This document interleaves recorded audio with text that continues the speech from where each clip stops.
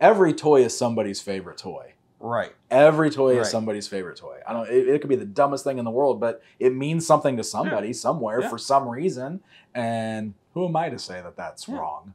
You got me. I was like, you know what? I had a couple of them, but they are really cool. Now I'm interested in It's a weird power to have. Yeah. And I don't always feel good about it. Like, but what do you think of the Super 7 2K3 Turtles? Did we already talk about that? I'd like to see them. I also would like to see them see them. Check. All right, so what were we talking about? Oh, the Technodrome. We were talking about the Technodrome. Yeah.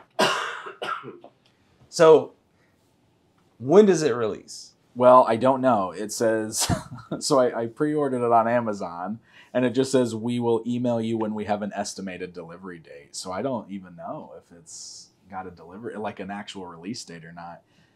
I still, like, here's the thing. Has it even been actually announced yet? I think it just popped up on Amazon, and that's how we all found out about it. Yeah. So I don't think they've technically even announced it yet, which is why we don't have information on like release and stuff like that. It's one of those things where that link literally showed up in the middle of the night like they always do, and then it got shared all over the place, and I popped on and pre-ordered one just because it's a Technodrome, man. I want a Technodrome. So we're at JoeFest, or Augusta Toy Con. I think it's a JoeFest still, right? Are they changing it to Augusta? Oh, I mean, the Toy Fest? Instagram says. Oh, and then we everything on the like the screens. So the panel rooms. It is very Joe heavy, but this is totally like a toy convention. There's a lot here. Yeah. There's a lot of stuff. Yeah, because we went around filming today. Because you were looking for Ninja Force. Love the Ninja Force. And you found some. I did. I'm almost done with Ninja Force, which is awesome. When did you start on this? Well, we started that last year. Toylanta last year was when I started it. Because I just wanted Zartan. I thought Ninja Force Zartan looked so cool. Yeah. And I had been seeing him at multiple shows. And I'd had the itch for a while to start buying the ninjas because I had several of them when I was a kid, and so I've got the nostalgia connected to it. I didn't have a lot of G.I. Joes as a kid, but I did always like those, and I liked the Shadow Ninjas. But I don't know, there was something about that Zartan figure that I don't know, it connected. I loved it. I loved the weird green pants and the orange mohawk. And that's one of those things where, like, I eventually found out that he was kind of like a despised figure by most of the G.I. Joe community. Yeah. And I had no idea. But, like, I'm the guy who grew up on Ninja Turtles. Right. Which is a as did I. And I grew up on, like, Ninja Force. Like, we're, like, 90s kids. Yeah. So, like, there's a totally different aesthetic. So I think it's despised by, like, the military, the older Joe fans, the ones that want it to be more realistic, and that is cool. That is totally fine. But like, I don't want to play Real War. Sure, right? We were talking about that earlier. Like, I like mutants and monsters and swords and sorcery and spacemen, and like that's my kind of thing. And that's just what appeals to me. And that's, I mean, you can see that in all the things that I love. Come on, I'm a He-Man guy. I'm a Ninja Turtles guy. But what gets me is like, and I talked to Andy about this at Toy Federation. I'm like, you brought in like football players, wrestlers. You made them Joes. You have a G.I. Joe in like a football jersey. Sure, that's not silly, right? But like. A ninja is silly. Some of those early ones are. Like, look at Big Boa. He's like a boxer with a weird helmet. Yeah. And I love him too, by the way. He's amazing. Yes. Those are the ones that appeal to me, but I can understand why, because like I said, I like monsters and mutants and weird stuff. Like it's just what I like. It's what has appealed to me. And I've always been real big into like everybody's got their thing that they like, and there's nothing wrong with any of it. Right. Like, you know what I mean? Everybody likes their thing. It's cool. And honestly, like when I first started like getting into the Ninja Force stuff, I honestly didn't know what to expect as far as like the audience goes. Because I knew that there was like a dislike for the neon 90s stuff, but I knew that that's the stuff that I thought was cool. So I was like, I'm going to buy it because I like it. And if anybody else doesn't like it, whatever, that's cool. Yeah. And I've honestly been really surprised by how many people have like thanked me for like, oh man, I always liked this stuff too, but I felt like I couldn't like it. So like you made me feel like it was okay to like it. And I like that's awesome. Yeah. But also like I feel like everybody should just like the things they like, right? Yeah. You shouldn't worry about what other people think. Like, so what if they think it's stupid? Mm-hmm. It's cool. It's cool to you. Every toy is somebody's favorite toy. Right. Every toy is somebody's favorite toy. I don't. It could be the dumbest thing in the world, but it means something to somebody somewhere for some reason. And who am I to say that that's wrong? So that's my thing. Can I have a hard take on what I witnessed today. Hard take. Because you said just now you're almost done. And I don't think that's true because I think you made a fatal flaw today. Okay, what's my flaw? Oh, I know what my flaw is. You created a variant path for yourself. Because you bought... You're right. You bought the Spanish... I bought those Spanish carded figures. Yes. So... I made that exception for myself recently at Toy Department. I found a Chinese carded Ninja Force figure that I didn't have. And it was like $20. It was cheap. And so I was like, for $20, I don't care that it's a China carded version. That even makes it kind of more fun. So that's why I grabbed it. And I think you're going to be, every time you see one, you're like, oh, they are cool. And then it's become this like, but now I got to finish all the Chinese ones because they're cool. Now I got to finish all You know what it's definitely going to do? It's going to make me want the US releases of the ones that I have the foreign ones of currently. Yes. Yes. 100%. That 100%. I will say this too. When I started buying these a year ago, they were like the cheap G.I. Joes. Oh, I was going to talk about that. You screwed up the market. Do you think that's my fault? Yeah. You have a it's a massive... You got me. I was like, you know what? I had a couple of them, but they are really cool. Now I'm interested in them. It's a weird power to have. Yeah. And I don't always feel good about it. But that's how it all works. It's just how it goes, right? That's how it all works. Well, like... Because you know what? It happens to all of us, though. Like, think of how often, like... You see something on TV or anything, and then all of a sudden you're like, oh, that looks cool. I want that. I mean, it's natural. It happens to us, right? But I know that, like, I have had multiple vendors tell me that they used to not be able to give away Ninja Force Artan. And all of a sudden, I had one vendor tell me at Kane County, like, he had, like, 4 or 5 people come into his booth within a couple hour span asking if he had Ninja Force Artan. And he was baffled. He had no idea why all of a sudden people were asking for this figure that he usually can't sell. And then he found out that I had been talking about it a whole bunch, and he like made the connection. He said it was because of me that all of a sudden people want that toy. I think it's also because... It's so weird.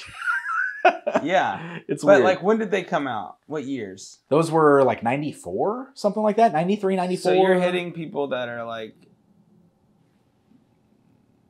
had them when they were 6, 7, 8, that are now like 35, 36, have extra, are settled in life, have extra money.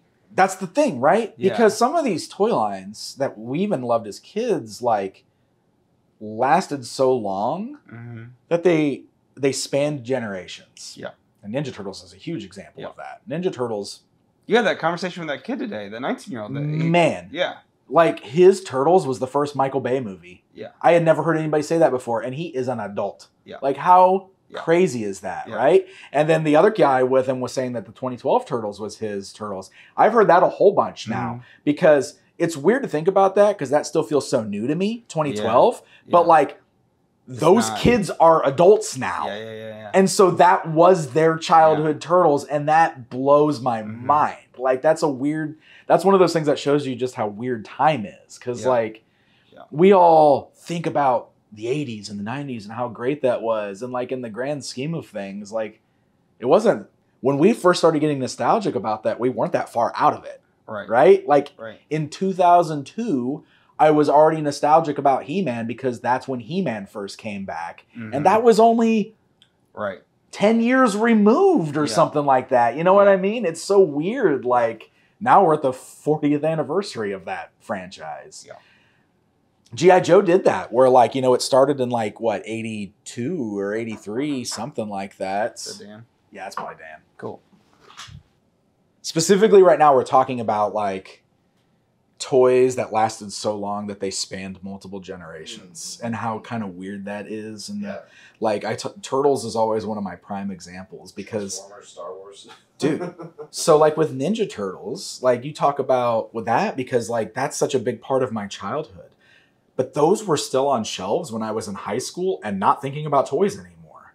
And it's weird to think about that. Like I'm working on, you know, a project right now where like they're all still part of the same original toy line that kicked off in 88, but there's stuff that was on store pegs in like 97 that's still part of that same toy line. And I was like a junior in high school, not thinking about toys anymore. Yeah. And that's a weird like way to think, like a perspective to look at with that. So like G.I. Joe, those 90s figures were some people's childhood memory of G.I. Joe.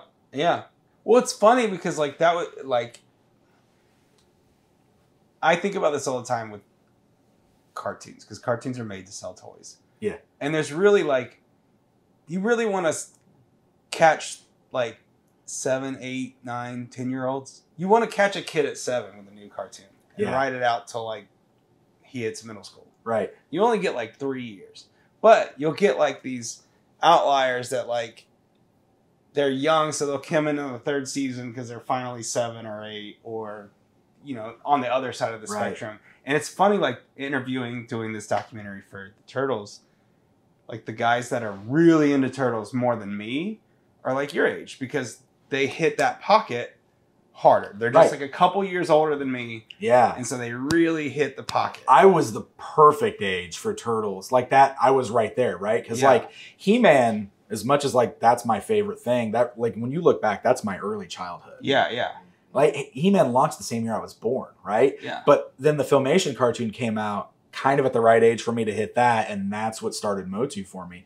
But Motu ended in 87, and then Turtles started in 88. Yeah. So I coasted from Motu straight into this Turtles phenomenon, and I was there for it. Like the boom, you know, and it hit me at the perfect age, 10 years old. Turtles is such a weird, you know, like, because like it would be like if Marvel came out with the Punisher comic, and then they're like, oh, what if we turn this into like a kid's cartoon?